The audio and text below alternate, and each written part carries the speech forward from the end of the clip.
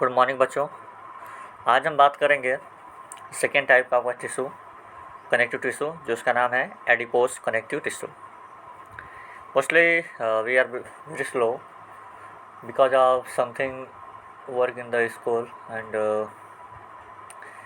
I will try my best. देखते हैं। देखो बच्चों, बेसिकली है थोड़ा स्लो चल रहा है, हम कुछ कह नहीं सकते हैं। एम तो था कि कल तक ख़त्म हो जाए, चलिए कोई बात नहीं। कल तक जितना कंप्लीट होगा उतना अच्छा है, नहीं होगा तो उसको हम लोग थोड़ा सा पेंडिंग में डाल देंगे और आगे केमिस्ट्री का वेडनेसडे को स्टार्ट कर देंगे। ठीक है, कोशिश करेंगे कल तक ज़्यादा से ज़्यादा पॉइंट्स कवर हो जाए। ओके, बाकी देखा जाएगा आगे।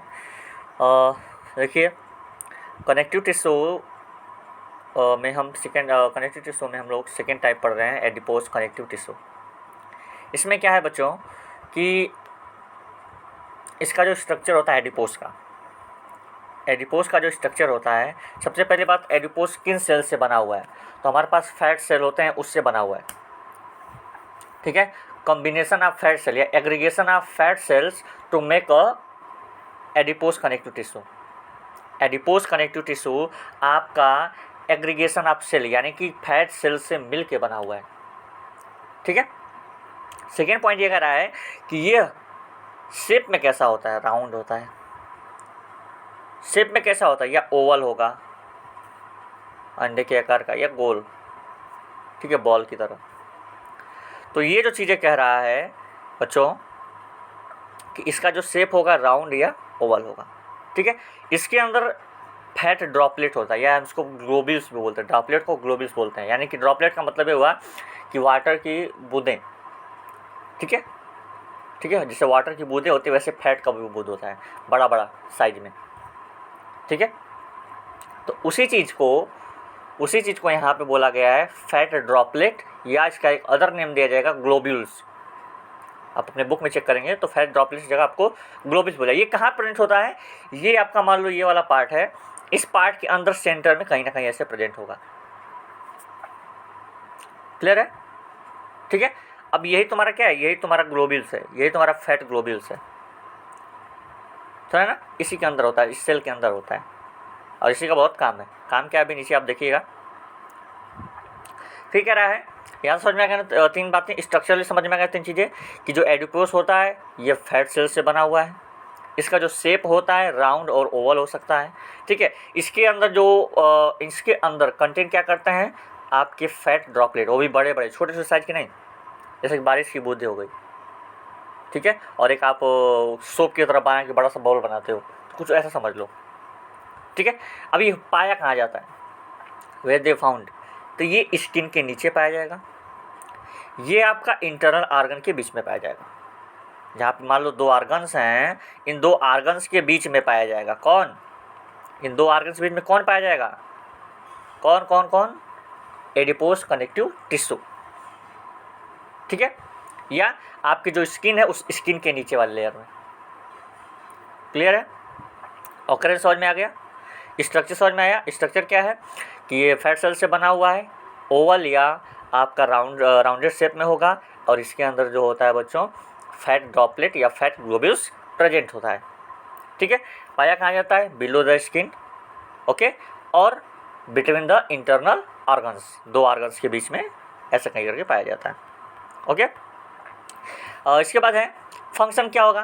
तो इसी फैट की वजह से, इसी एडिपोज कनेक्टिव टिश्यू की वजह से, ठीक है, हमारे बॉडी में मैकेनिकल शॉक से बच जाते हैं। जैसे कभी कभी हल्का फुल्का झटका लगता है तो आप बच जाते हो ना, या कभी कभी आपके आर्म्स के जो एल्बो होता है, कभी कभी अचानक से आपके एल्बो में चोट लग जाती है, तो सडनली एक शॉकिंग वाइब्रेशन आपके बॉडी में क्रिएट होता है। ठीक है, तो ऐसी चीज़ों को, हल्के फुल्के झटकों को एब्जॉर्ब, इसका मैकेनिकल शॉक एब्जॉर्ब करने के लिए ही इसको बनाया गया है, और बना हुआ है। ठीक है, ताकि ऐसे जो छोटे मोटे आपके क्या नाम है शॉक्स हैं उसको एब्जॉर्ब कर सके, इससे बचा सके आपको। समझा ना? तो that's the work of the adipose connective tissue. Clear ना? सेकेंड पॉइंट है, ये फैट का, जो फैट होते हैं आपके बॉडी में कहाँ कलेक्ट होते हैं?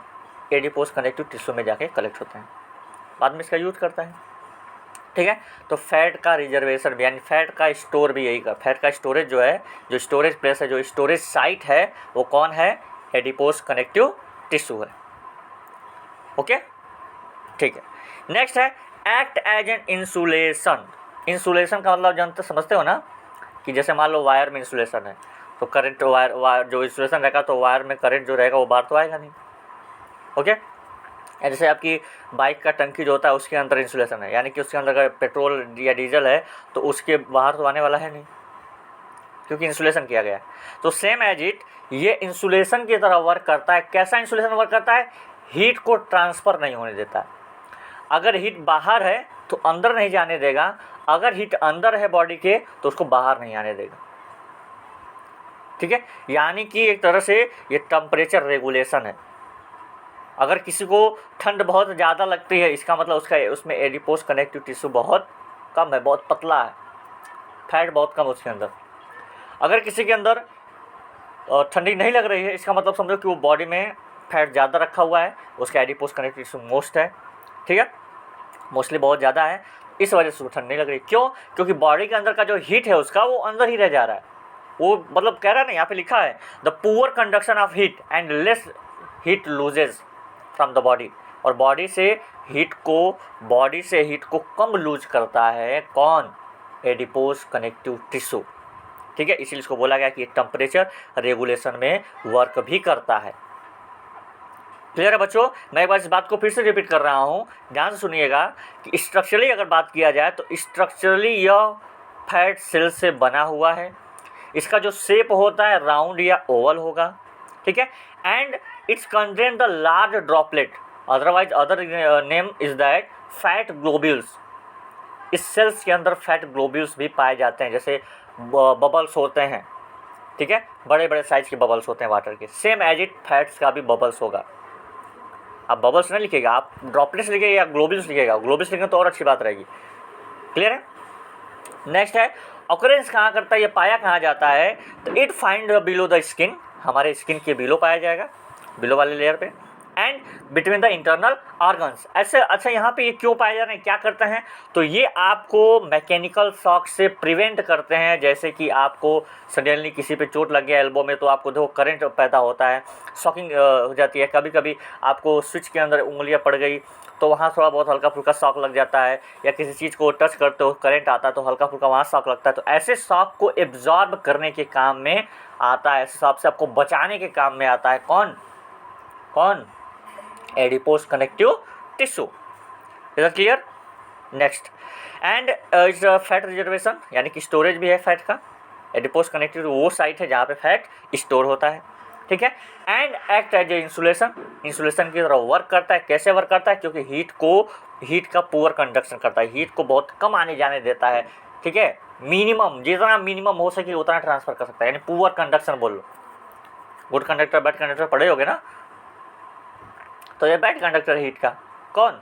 Adipose connective tissue. ठीक है, चलिए बाकी सब टेम्परेचर रेगुलेशन हो गया, तो यहाँ तक सबको समझ में आया? That's a point of the adipose connective tissue. Okay, अब नेक्स्ट हम बात करते हैं, एक थोड़ा डायग्राम देख लो एडिपोज कनेक्टिव टिश्यू का। डायग्राम में आपको ये चीज़ें दिख रही होंगी।